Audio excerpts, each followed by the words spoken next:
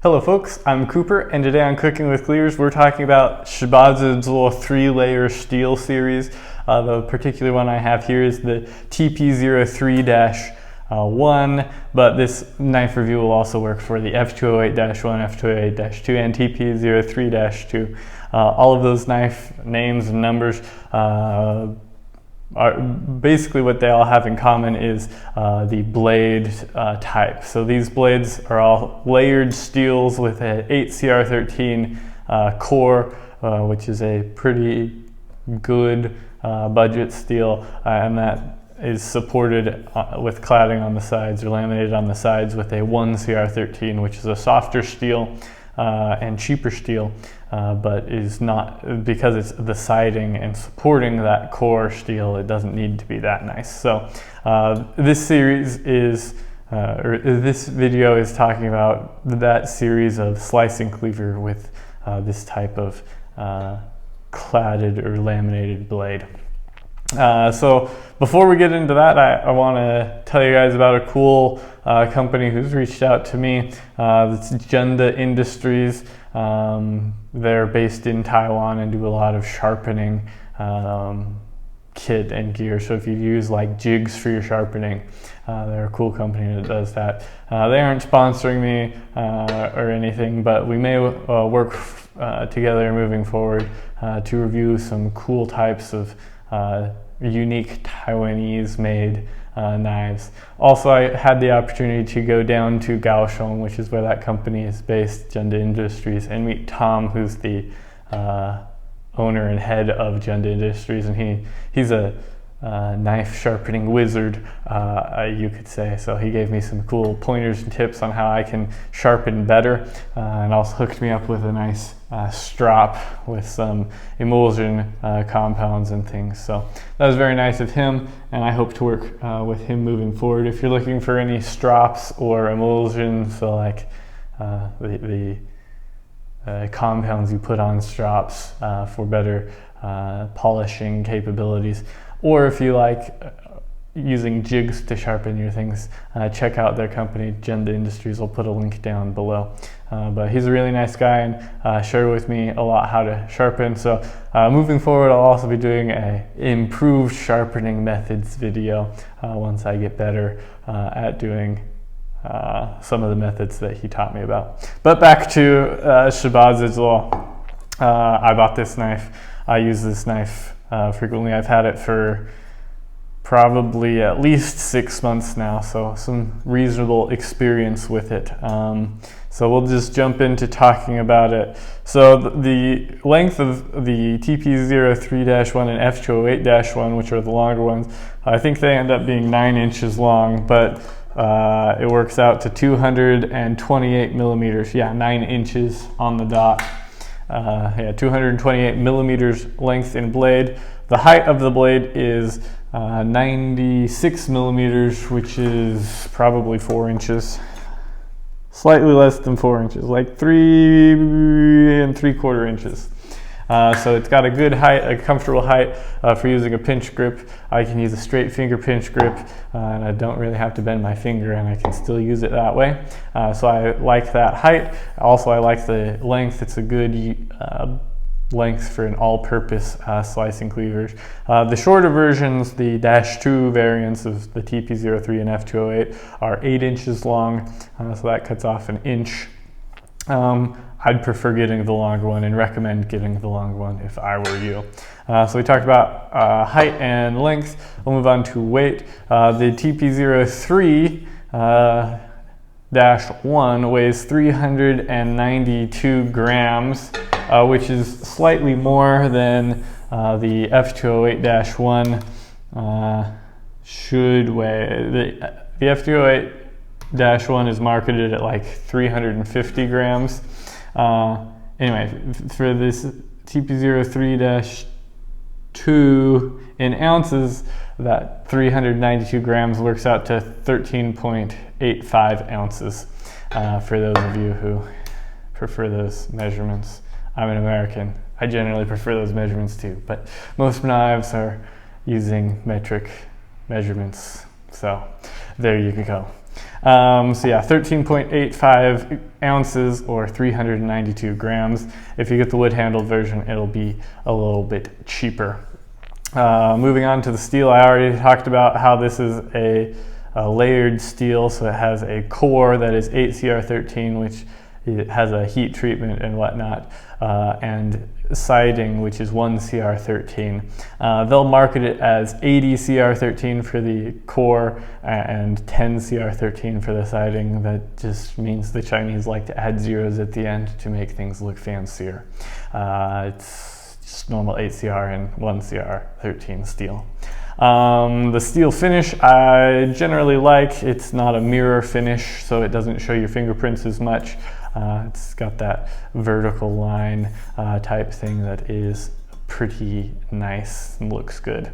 Down at the bottom of the blade, getting towards the edge, they have what they describe as an anti-stick coating. I find it to be ineffective as an anti-stick coating. Maybe its primary purpose is for style. I'd just as soon have them get rid of this layer here and leave it as a nice same finish blade down towards the edge, but that's fine, doesn't really affect anything there. The steel quality is good at retaining an edge and is fairly easy to sharpen. Most Chinese slicing cleavers are easy to sharpen, so the issue comes into how long they will hold that or retain that edge. The 8CR13 is a good enough steel and has a good enough treat in this knife that it holds its edge for a good long time. Honestly, I sharpen this more often than it needs to, but it could probably last, if it was your single-use knife in your kitchen, you could probably go a month without doing any touch-up work, or a few months without doing significant sharpening work. I personally sharpen knives more frequently than that because I like them to be good performers, and I rotate out my knives too. So I don't actually know exactly how long it'll last, but I assume it'll last a good long time just from how it has performed so far. Sharpenability, finishes, coatings were good. Onto the handle. So for the wood handle version, I don't have the F-208 series. I've heard that they're pretty good for wood handles, fairly well refined. You will probably still have to treat them with some sort of treatment. If nothing else, put mineral oil on those wood handles to maintain them. On the stainless steel handle versions, this is one of the few stainless steel handles that I think is comfortable and I like. In fact, I might almost recommend this, especially for people who have to work in environments where the wood handle is unhygienic or whatever, or people who don't want to take care of the wood. If you can find one of the nice steel handle versions, I think they're comfortable and worth it. But the wood handle should also be very good. Most of my cleavers use wood handles, and I generally prefer them because oftentimes steel handles feel hollowy and not very comfortable like this other cheaper Shibazizuo knife. I don't like this steel handle much at all and would prefer it had a wood handle, but this handle I like. I'm sure the wood handle is also great. Moving on from that, we'll talk about the thinness of the blade. So when you look at the choil of this knife, you probably can't see it particularly well, but it's slightly thicker of a choil than you will find on things like this CCK 1301 or on the CCK 1912. So the 1301 is a carbon steel knife, but this 1912 is a stainless steel knife, and it's got a drastically thinner edge and blade than the Shibazizuo. I found on the Shibazizuo knives that I have, they're generally a little bit thicker than many other slicing cleavers. So they're not up to the point where they're like a dual purpose cleaver like this. This Shibazizuo is thicker because it's marketed as a dual purpose or multi-purpose cleaver, so they use it to, you can use it on chicken bones as well as for slicing. It doesn't work particularly well for either, but you can. But for the slicing cleavers that they market as slicing cleavers, like this BW304 or the S210 in the United States, it's generally a thicker profile than similar blades or other, like if you compare these two carbon steel blades, a CCK blade is significantly thicker, and you can find many other options that will generally be thinner than your Shibazizuo knives. For the stainless steel, it's the same. This TP-03, I'll give you some measurements that I pulled out with my caliper.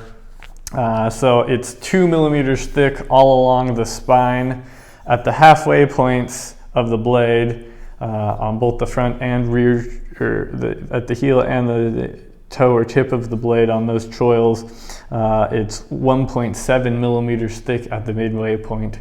And then when you get to 29 millimeters, which is an arbitrary measurement that I chose primarily based off of the length of my caliper teeth, arms, caliper arms. Anyway, so 29 millimeters away from the edge of the blade, the thickness is still 1.6 millimeters.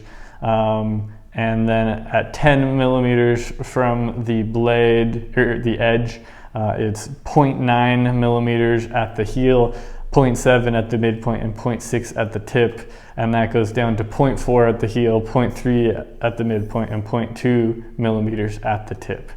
So for a reference, the 1912 is only 1.1,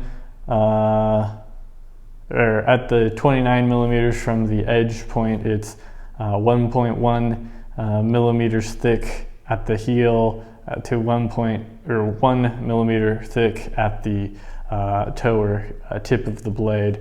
So that's 0.5 to 0.6 millimeters thinner at that same point than on this TP-03. And then when you get closer to the edge, that goes down to a point. Here, I guess I should grab the knife that I'm talking about. It's 0.5 millimeters, or at the 10 millimeter point, that's 0.5 millimeters generally across the blade, so 10 millimeters from there. And again, that was 0.9, 0.7, 0.6 millimeters at that 10 millimeter from the edge on the Shibazizuo. Down right at the edge, that drops to 0.2 to 0.3 millimeters thick on the 1912, while it's still at 0.4 to 0.3 on the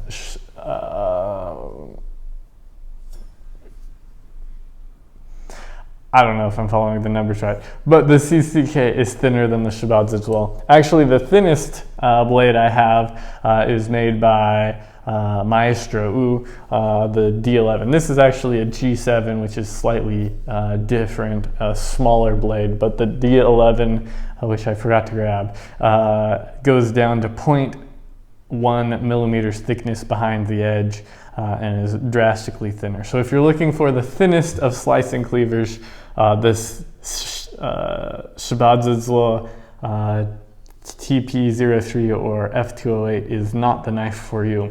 However, I think that a good use case for the Shibazizuo is that it's probably a more rugged knife that's more available and cheaper. So it's probably a great option for people looking for a first Chinese slicing cleaver, or somebody who's looking for a more rugged or robust workhorse slicing cleaver. That's what I would probably put the Shibazizuo TP-03 and F-208 as the category or recommendations for. I think it makes a great starter cleaver, and because it's a stainless steel, it also requires less timely maintenance or less babysitting than other slicing cleavers that might be carbon steel, like the CCK 1301 on 1300 lineup, and some other Chinese slicing cleavers. So we talked about height, length, weight, steel type, sharpenability, finishes, hand handles, and thinness. It's not the thinnest of slicing cleavers, but still a reasonable knife. The importance of that thinness is when you're slicing through things with a push cut or a chop cut, especially through thicker items. So if you're going through like cabbages or harder items like potatoes, specifically sweet potatoes, and or moving on to other gourd type things, so various squashes and pumpkins like that. When you have a thicker profile along the choil, a thicker blade in general, it makes it harder because it's a bigger wedge that you have to wedge through things. If it's thinner, it glides through easier. So that's the importance of thinness. After that, the profile of the blade, it's got generally a nice flat profile. There's a flat in the front and a flat in the rear with very little belly, so very little rounding. It's generally a flat blade, which is important for a slicing cleaver. That way you can push cut, chop cut, slice, whatever, and it's very efficient, easy. You don't have to rock it back and forth to make sure you cut through anything, especially when you're cutting through long items. When you have that nice long flat blade, you can get through the ends of all of the items without having to go back and re-cut through stuff that you thought you cut before. So that's the value of having a nice flat blade, and this knife has that. After that, the packaging of Shibazizuo knives, they generally come in a cardboard box similar to this. The 3-layer steels lineup has a significantly more robust box than their cheaper knives have. I recently got this Shibazizuo P-01, which is made from 4CR13 steel, which is cheaper steel. This is their cheaper lineup. Anyway, the box for this was far less robust and actually had some damage to it in shipping, which damaged the very tip of this knife, which was annoying, but it's a super cheap knife, so there you go. I think that packaging will be fine as long as the shippers and stores who store these are not roughhousing the blades. So there's that. Anyway, so this Shibazizuo knife is a highly recommended knife. Just know that it's not the thinnest of blades, but it has a fairly good steel for a Chinese slicing cleaver at a reasonable price. You can get these on Amazon for $45-ish, but they often have sales, and you can also find them otherwhere online for cheaper probably. So it's a nice available knife, has a good profile, a good steel. Wish it was a little bit thinner, but that's okay. So I recommend that you look into a Shibazizuo 3-layer steel knife, whether that's the TP-03 lineup or the F-208 lineup. Great knives. Also, if you have a chance or are interested in looking at sharpening stuff, go check out Genda Industries. They're cool. Tom is a cool guy. I'm grateful for him teaching me a little bit more about sharpening, and it's just nice to meet people who are out there who have the mind of a teacher and are willing to help people out, namely me. But there you go. So go check him out. He's got a lot of cool stuff. And then somebody was asking about how they can support the channel. I've just started a Patreon, a very simple Patreon account, so I'll put that down in the comments box below if you're interested in supporting the channel so I can get more different Chinese cleavers to review. Please look into doing that, and I will continue to make many more reviews and videos of slicing cleavers and potentially some other Taiwanese specialty knives that I have found that are cool, and try to share what knowledge I have with you. If you're interested in learning more about slicing cleavers and other cool knives, please subscribe and hit the notification bell. Also hit the like thingy, the thumbs up, and feel free to share with friends and family. Thank you very much.